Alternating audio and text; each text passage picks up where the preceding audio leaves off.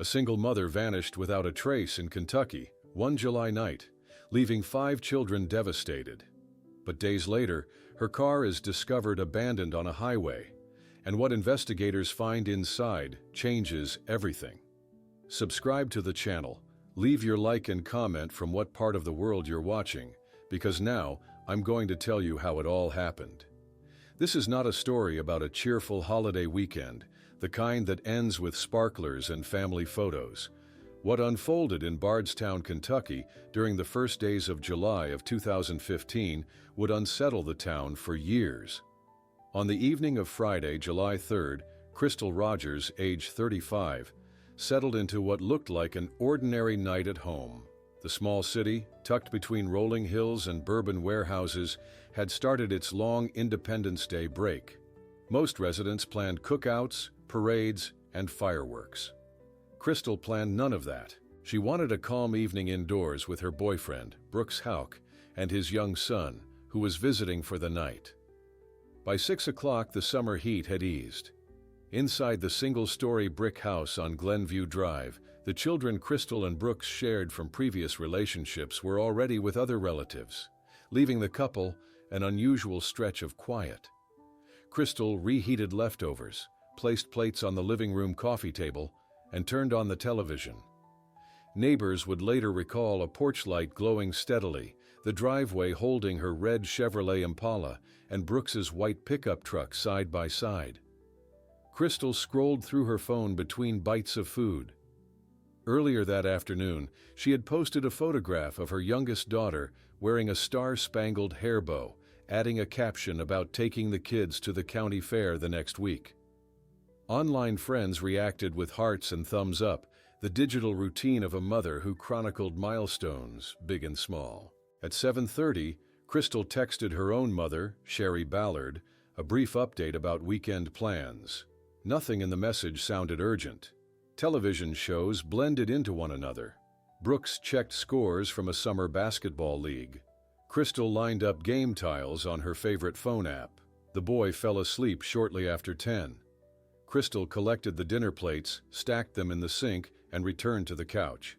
She wore faded jeans, a bright teal t-shirt, and her hair in a loose ponytail. Around 11:30, according to Brooks's later account, she plugged her phone into a wall charger near the sofa. Her purse, with keys inside, rested on an end table within reach. Midnight approached. Fireflies flickered outside the window panes.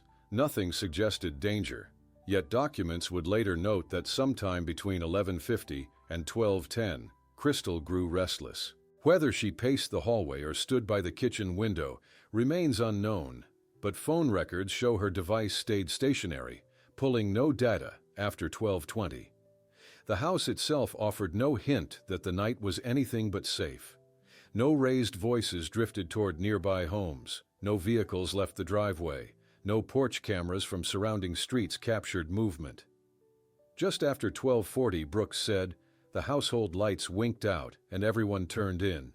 Crystal's youngest child, sleeping miles away at a relative's house, stirred once but did not wake.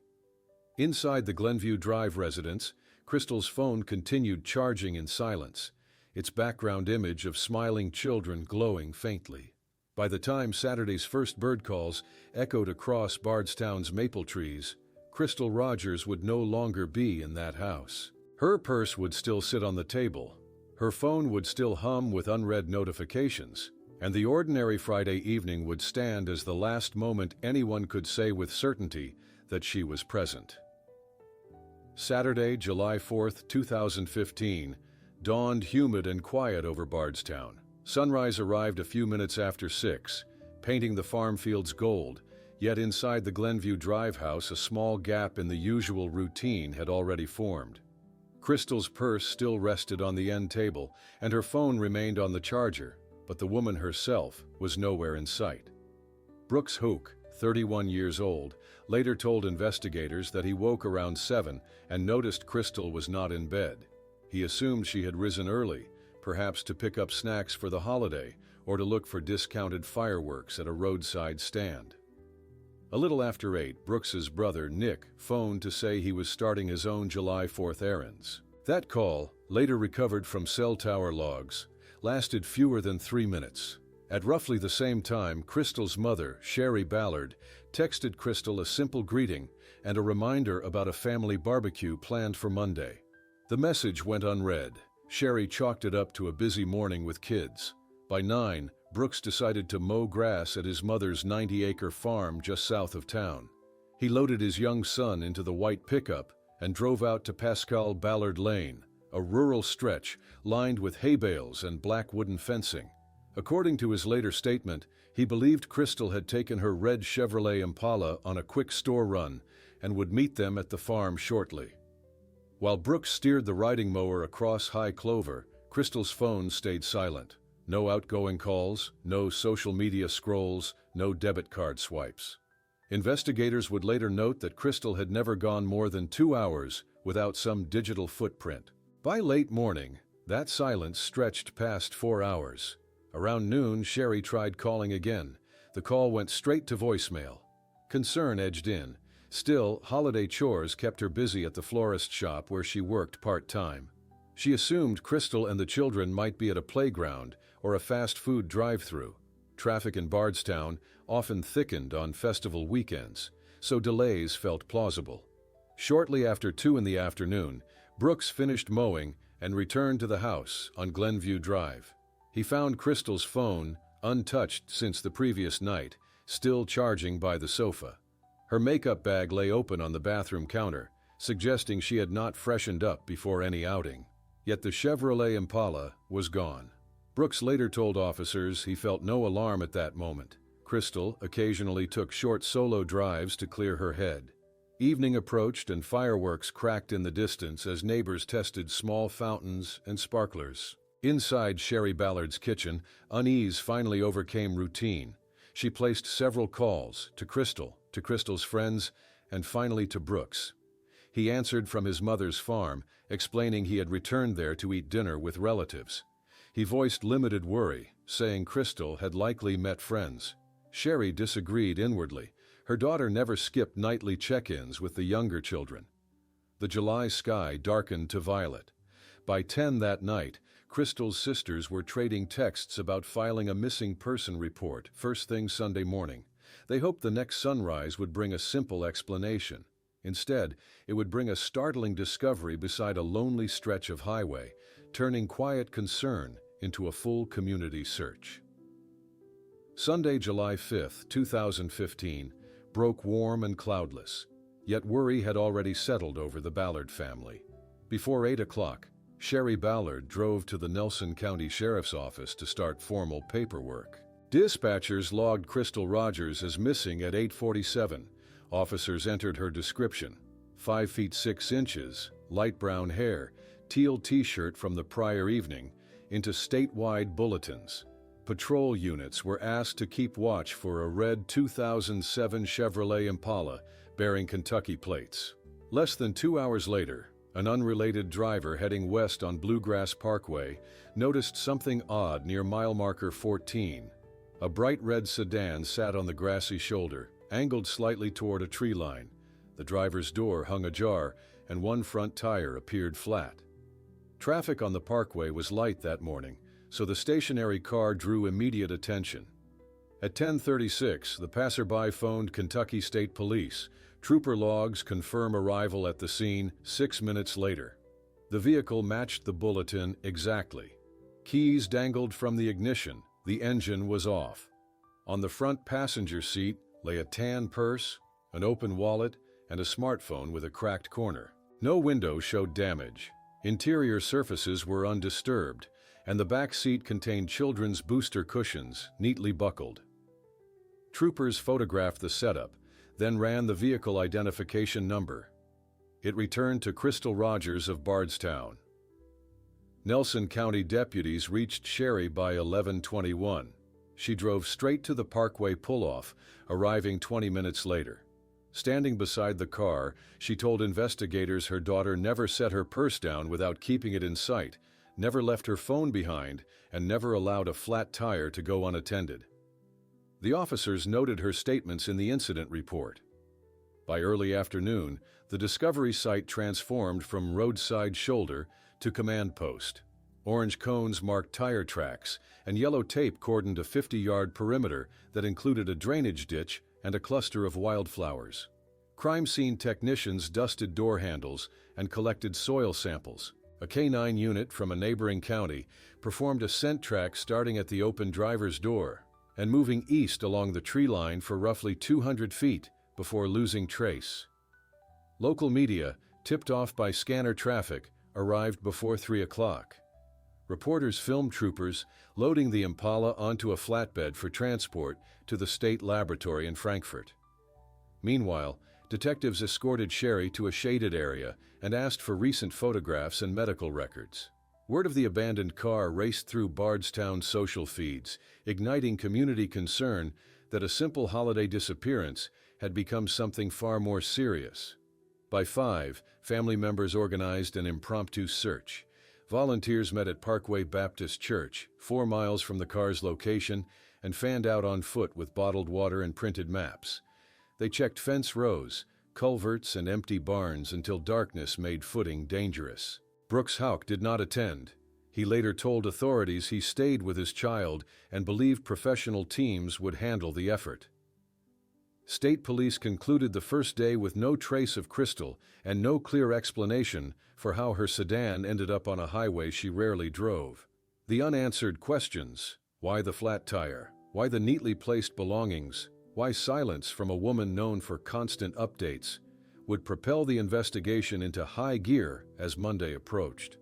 Monday, July 6, 2015, began with deputies placing new search grids on folding tables outside the Nelson County Emergency Services Office. By sunrise, more than 50 volunteers in bright yellow vests waited for assignments. Many had spent the night refreshing social media feeds, reading and rereading the description of Crystal Rogers' last known clothing. Now they divided into teams to sweep soybean fields, creek banks, and roadside ditches within a 10-mile radius of mile marker 14. The sheriff's department logged each volunteer's name and cell phone number before handing out laminated maps marked in red ink. Mid-morning temperatures climbed above 80 degrees Fahrenheit. Searchers pushed through tall grass while deputies followed on four-wheelers, using bullhorns to call Crystal's name at regular intervals. Drone pilots from a local hobby club offered their equipment, providing aerial video that investigators reviewed frame by frame inside a mobile command trailer. Dive crews from neighboring Hardin County scanned farm ponds with side-scan sonar, lowering weighted ropes to probe murky bottoms. Every negative result deepened the community's unease. Inside Bardstown's downtown storefronts, Crystal's picture appeared on glass doors, bulletin boards, and gas pumps. The flyer showed her smiling in a bright green shirt, holding her youngest child at a county fair. Beneath the image, bold letters listed her age, height, and a phone number for tips. Business owners used blue painter's tape to fix the sheets so they would not peel in the thick humidity. Local television stations interrupted holiday programming to provide live updates. Reporters noted that nearly 2 years earlier, another high-profile case had shaken the same county, reminding viewers that Bardstown was still recovering from those unresolved wounds. The sense of vulnerability returned quickly. Parents kept children close, and evening fireworks displays were noticeably smaller as residents chose to stay home. While public activity surged, Brooks Houck remained largely out of sight. He told Nelson County detectives by telephone that he needed to care for his toddler son and manage rental properties. That explanation did little to calm critics. Volunteers whispered that a partner fully invested in Crystal's well-being would be walking the fields beside them, not balancing rent ledgers. Social media threads questioned his absence and shared screenshots of his earlier statements. The criticism grew louder when a Louisville news crew requested an interview, and Brooks agreed but declined to visit the search sites. Standing on his mother's farm porch late that afternoon, he told the camera he felt, in his words, 100% comfortable with how he had spent the holiday weekend. Detectives monitoring public reaction took note. By Tuesday, July 7th, they arranged to collect GPS data from Brooks's cell phone and requested surveillance footage from businesses near both Glenview Drive and the Bluegrass Parkway. An evidence technician cataloged every video disc and external hard drive, storing them in sealed envelopes at the sheriff's office. Community efforts continued through Wednesday, marked by candlelight gatherings each evening on Bardstown's Court Square. Residents held battery-powered candles and signed a banner promising not to stop searching. Behind the scenes, investigators prepared their next step, a formal polygraph session to test Brooks Houck's version of events, attempting to clarify why Crystal's car stood abandoned while her boyfriend remained certain nothing was amiss.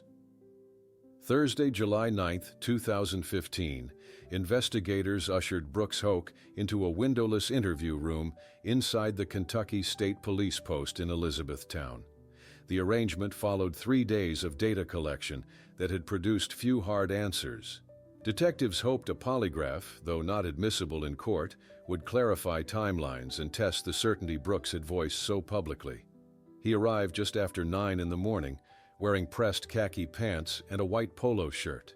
A technician attached finger plates, arm cuff, and chest bands, then explained the procedure in measured tones.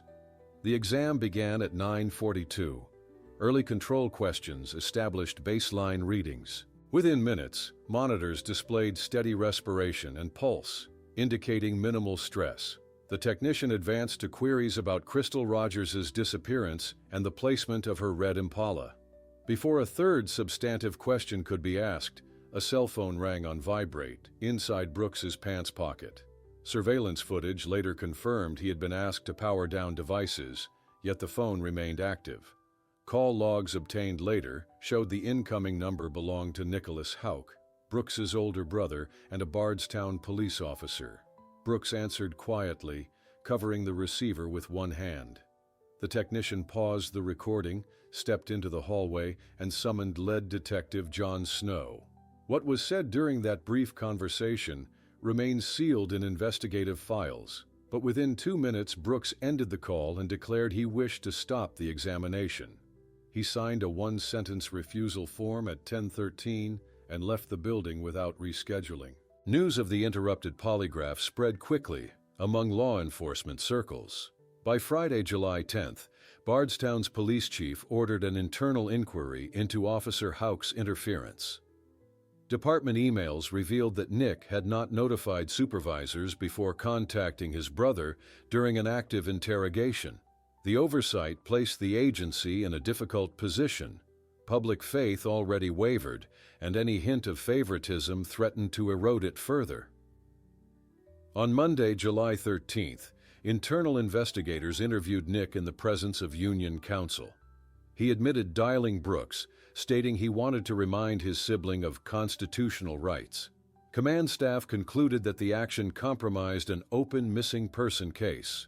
2 weeks later, on Thursday, July 30th, Bardstown City Council unanimously approved Nick Houck's termination for conduct unbecoming and obstruction of an investigation. The dismissal reached local headlines by evening, fueling speculation on talk radio that the brothers were circling wagons rather than assisting the search for Crystal. Throughout August and September, Nelson County detectives obtained additional warrants for cell phone records, bank statements, and property deeds tied to the Houck family. Data analysts noted gaps in Brooks's call history around the early hours of Saturday, July 4th, the same window when Crystal had vanished. Investigators also mapped GPS pings indicating Brooks's device had traveled close to the Bluegrass Parkway pull-off, contradicting his earlier claim of remaining on the farm all morning. Despite mounting inconsistencies, physical evidence lagged behind suspicion. With no confirmed sighting of Crystal and no forensics linking Brooks to wrongdoing, authorities could not yet file charges. Instead, on Thursday, October 16, 2015, the Nelson County Sheriff's Office publicly labeled Brooks Houck the primary person of interest. The declaration carried no immediate legal weight, but it cemented a shift. The case had moved from hopeful rescue to pointed inquiry, focusing squarely on the brothers whose phone call had halted a simple polygraph. Public attention hardened after the person of interest announcement, and investigative resources soon followed. On Wednesday, November 4, 2015, just before dawn, a convoy of unmarked trucks turned off Highway 31B and rolled onto the Houck family farm. State police, supported by federal agents, secured the perimeter of the 90-acre property while a judge-signed warrant was read aloud on the gravel drive. Technicians unloaded ground-penetrating radar, metal probes, and shovels marked with evidence numbers. The search plan divided the farm into 6 zones. Zone 1 covered a wooden barn that stored rental home supplies, roof shingles, drywall, and paint buckets stacked in precise rows. Crime scene photographers documented each shelf before agents lifted floorboards to reveal packed red clay beneath. In Zone 2, cadaver dogs, animals trained to detect long-buried human scent, circled grain silos, then alerted near a shallow pond bordered by cattails. Divers in dry suits waded through silt for 2 hours, retrieving plastic debris, tractor parts, and a single shoe unconnected to Crystal Rogers by size or style. Throughout the day, Brooks Houck watched from his mother's porch, arms folded across a gray sweatshirt. He offered no comment when reporters shouted questions from the road. By late afternoon, investigators towed his white Chevrolet pickup to a hangar at the state laboratory in Frankfurt. There, technicians removed seat cushions and peeled back carpet, vacuuming trace fibers into sealed bags. Chemical luminol tests were applied under blue light. Results, filed later under seal, were inconclusive. The farm search stretched into a second day. Agents dismantled an old feed trough that had been relocated shortly after July 4th. Wooden slats were numbered, wrapped in paper, and shipped for lab analysis. Heavy machinery scraped away the top 12 inches of soil across a 30 by 40-foot rectangle behind the equipment shed.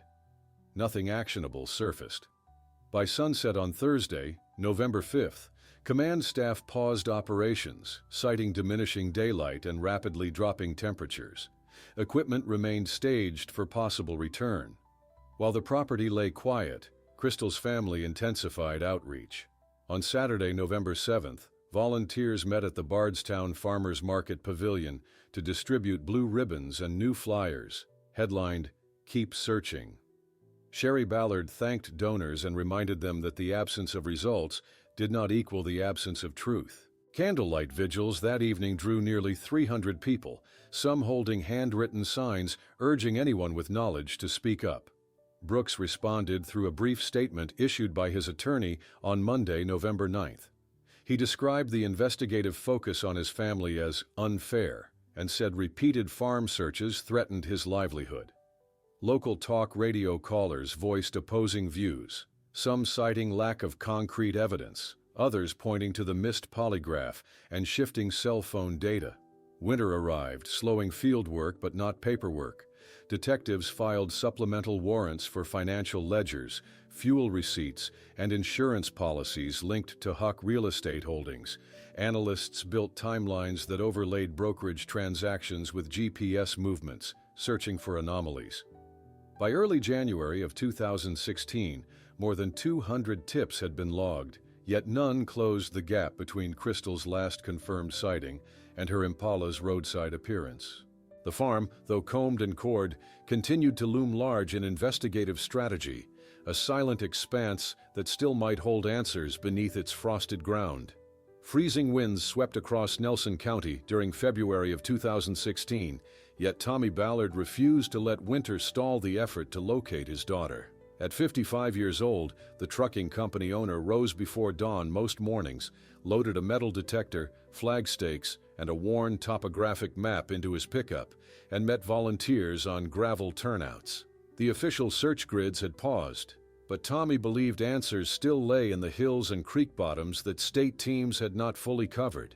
He created what he called the Team Crystal Ledger, a spiral notebook recording each parcel walked, the weather conditions, and any unusual items logged. By mid-March, 23 private sweeps had been completed, ranging from cow pastures near Bloomfield to abandoned tobacco barns north of town. Tommy carried a single-shot rifle for protection against feral dogs and the occasional wild hog, a precaution he insisted was practical, not confrontational. Community support grew. Local carpenters donated plywood for trail signs, and a bakery provided boxed lunches on long search days. Crystal's children, ages ranging from 6 to 15, sometimes joined weekend outings, planting pink flags whenever their grandfather marked a grid. The activity offered them a small measure of agency in a situation that otherwise felt uncontrollable. Spring turned to early summer, bringing tall weeds and ticks. Tommy adjusted tactics, hiring a pilot to fly low over the Houck farm perimeter with high-resolution photography equipment. The images, captured on June 10th, revealed subtle soil disturbances behind a shed, an area investigators had scraped months earlier but not excavated deeply. Tommy forwarded the photos to the Nelson County Sheriff's Office, urging a second look. Detectives acknowledged receipt but made no immediate plans to revisit the site, citing limited manpower. Undeterred, Tommy began researching ground-penetrating radar rental costs, intending to fund the equipment himself if authorities would not. Friends noticed a shift in his demeanor. The once easygoing baseball coach spoke in clipped sentences, eyes scanning tree lines as though expecting interference. He confided to relatives that he felt watched when driving familiar county roads at night. On Saturday, November 19, 2016, Tommy scheduled a brief morning outing on family-owned property near the Bluegrass Parkway. He invited his 12-year-old grandson, who often accompanied him on hunts, promising they would finish before the boys' midday basketball practice.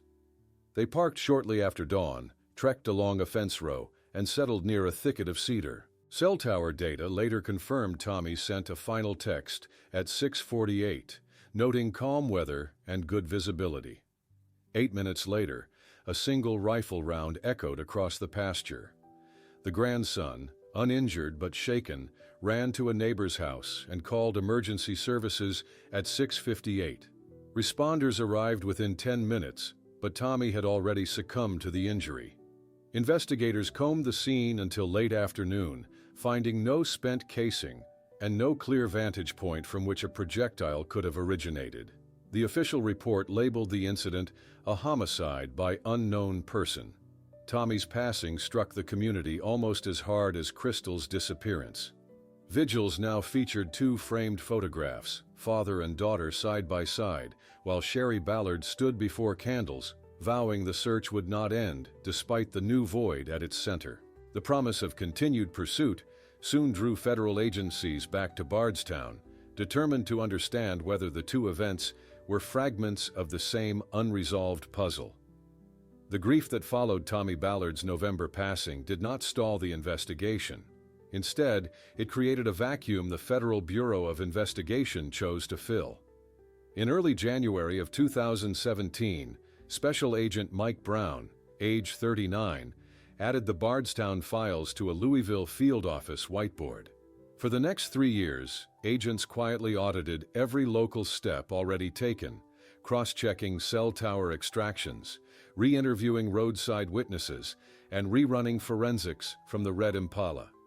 The paperwork review revealed a pattern of unanswered calls placed from Crystal's phone to Brooks Houck during the late evening of Friday, July 3rd, calls Brooks had never mentioned in earlier statements.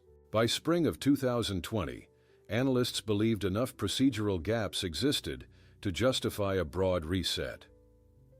On Monday, August 3rd that year, at 5:30 in the morning, 150-plus agents from multiple divisions met in the Bardstown High School parking lot for a final briefing. Convoys then split toward 9 addresses tied to Brooks, his brother Nick, and their mother, Rosemary Hoke. Warrants covered electronic devices, financial documents, and any material capable of holding biological trace. Residents along Pascal Ballard Lane woke to flashing blue and white lights bouncing off silo walls as agents set up a mobile evidence lab beside the familiar Houck equipment shed. Inside the farmhouse kitchen, technicians photographed freshly painted baseboards, removed outlet covers, and placed swabs into numbered envelopes. Outside, a cadaver dog team circled a small decorative pond, alerting twice near a cluster of ornamental rocks. Divers drained the water by afternoon, recovering garden tools, a child's bicycle frame, and several concrete pavers poured with recent-looking aggregate. All items were boxed for transport to Quantico, Virginia. That evening, the Bureau issued a rare public statement noting multiple items of interest had been collected, but declining to describe them. The summer operation continued for 9 days. On the final morning, ground-penetrating radar crews scanned a quarter-acre section behind the barn. Subsurface mapping displayed an irregular rectangle, roughly 6 feet by 8 feet, beneath a layer of compacted gravel. Heavy equipment scraped until undisturbed clay appeared. Nothing further presented itself, yet the anomaly earned its own case file. 12 months later, on Tuesday, August 24, 2021, agents returned with a more surgical mission. Records showed a concrete driveway at a Hook rental duplex on Woodlawn Springs had been repoured in mid-July of 2015, less than 2 weeks after Crystal vanished. Workers core-drilled 8 cylindrical samples, each about the diameter of a coffee mug, labeling them chronologically as the bit descended. Laboratory spectrography later detected microscopic traces of human cellular material in 2 of the cores. The sample size, however, proved too small for full genetic sequencing. Parallel to field efforts, digital detectives reconstructed cell site location data using updated algorithms that were unavailable 5 years earlier.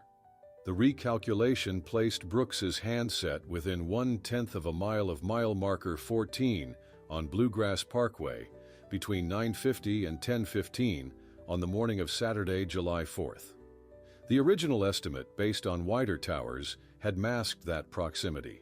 These refreshed findings reignited local debate and privately strengthened prosecutorial confidence. Yet investigators still lacked the critical link: Crystal's physical whereabouts.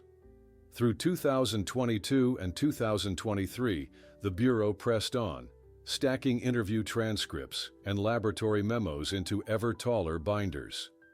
Each edition tightened the circle around Brooks Houck, even as the most important piece, the missing mother of 5, remained outside every perimeter they drew.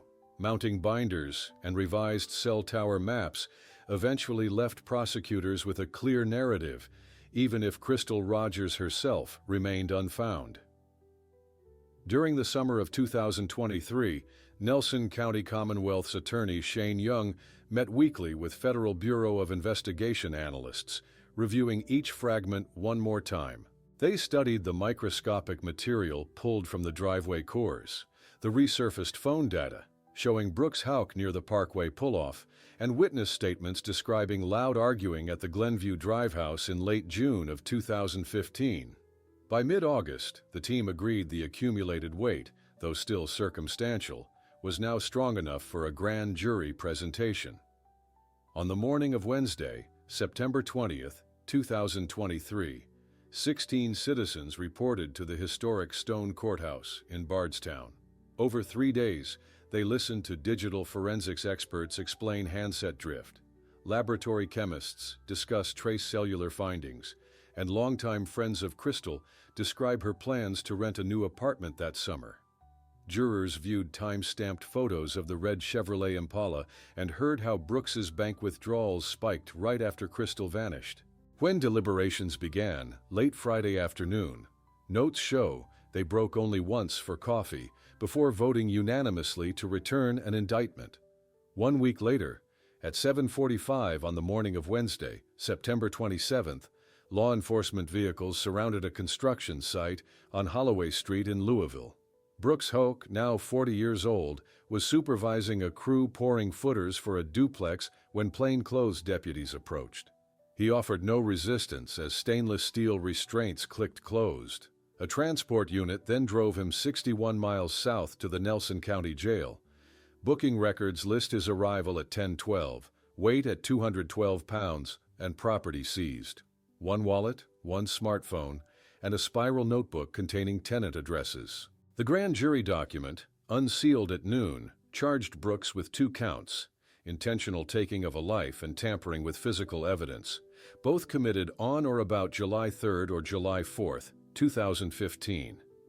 The The probable cause narrative argued that Brooks knowingly ended Crystal's life inside the Glenview Drive residence, relocated her remains, then staged the Impala on Bluegrass Parkway to misdirect authorities. It further alleged he later threatened a witness to keep silent.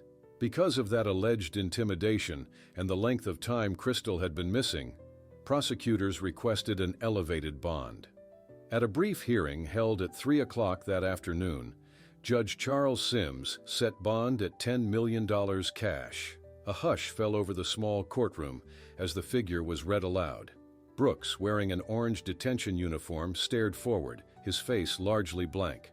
Public defenders entered a plea of not guilty and reserved further comment. Outside, Sherry Ballard stood among television microphones, holding a framed photograph of her daughter.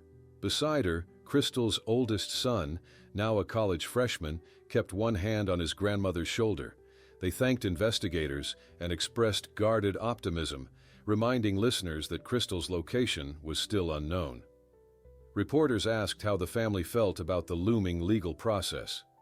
Sherry answered that the court calendar mattered less than finally placing accountability in the open. That evening, candlelight flickered again on Bardstown's Court Square, this time beside printed copies of the indictment. Residents spoke softly, aware that a criminal case had at last begun, but also that 8 years' worth of unanswered questions still hung over the community. After the September vigil lights dimmed, legal machinery moved with deliberate pace. On Tuesday, October 3, 2023, Nelson County Circuit Court scheduled a preliminary conference for early January, granting both sides 90 days to exchange evidence. Prosecutors delivered terabytes of digital files, drone footage, sonar scans, phone extracts, while defense attorneys filed motions questioning the reliability of driveway core analysis and recalculated cell tower ranges. Meanwhile, Crystal Rogers' children adjusted to another public wave of attention. The oldest, 19, balanced college coursework with interviews requested by victim services counselors. The youngest, now turning 9, asked why courtroom dates kept shifting. Sherry Ballard tried to supply stability: school drop-offs at 7:40, homework checks at 6, lights out by 9. Her routine masked the uncertainty she felt each time an unfamiliar car slowed near her driveway. Investigators, freed from grand jury secrecy, redirected field teams toward recovery rather than indictment support. On Wednesday, November 15th, agents revisited a drainage basin 2 miles east of Bluegrass Parkway, employing upgraded sonar capable of imaging beneath layered silt. Results were negative, yet the search report noted fresh depressions in shoreline clay, warranting periodic reinspection through winter. Community engagement persisted. Bardstown High School's Service Club held a blanket drive on Saturday, December 9th, selling hot cocoa to fund an annual scholarship in Crystal's name. The event raised enough to cover 1 semester of textbooks for a graduating senior who hoped to study forensic science. Inside county government, budget talks reflected new reality. Commissioners approved an extra $25,000 for evidence storage, converting an unused records room into climate-controlled space. Shelving now holds box after box, labeled with case number 2015-007. Among them sits the red Impala's driver's side door panel, wrapped in Tyvek and dated March 2017, retest. The winter holiday season arrived without visible shift in courtroom posture. On Thursday, January 4, 2024, Judge Sims convened the first pre-trial hearing. Attorneys spent 20 minutes setting deadlines for expert disclosures and jury questionnaires. A tentative trial window of late August emerged, contingent on laboratory backlogs in Quantico. Brooks Houck, dressed in charcoal gray jail attire, appeared by video link, speaking only to confirm his name. Parallel inquiries continued into Tommy Ballard's unsolved shooting. Kentucky State Police assigned a new detective to audit firearm traces and neighborhood canvas notes from 2016. The reassignment sparked quiet hope, but produced no immediate breakthroughs. Still, Sherry insisted both files were intertwined, telling a regional newspaper on February 12th that her husband got close enough to jar someone. As spring warmth returned, Bluegrass Parkway's shoulder bloomed with roadside phlox. On Wednesday, April 3rd, exactly 8 years and 9 months after Crystal left her Glenview Drive living room, family members gathered again at mile marker 14. They released 5 sky blue balloons, one for each child still waiting. Traffic whistled past, drivers slowing to watch the silent ascent. Back in town, courthouse calendars showed the case inching forward, one procedural motion at a time. The puzzle's central piece, Crystal's location, remained missing, yet the tightening legal framework signaled that Bardstown's long search for accountability had entered its final phases.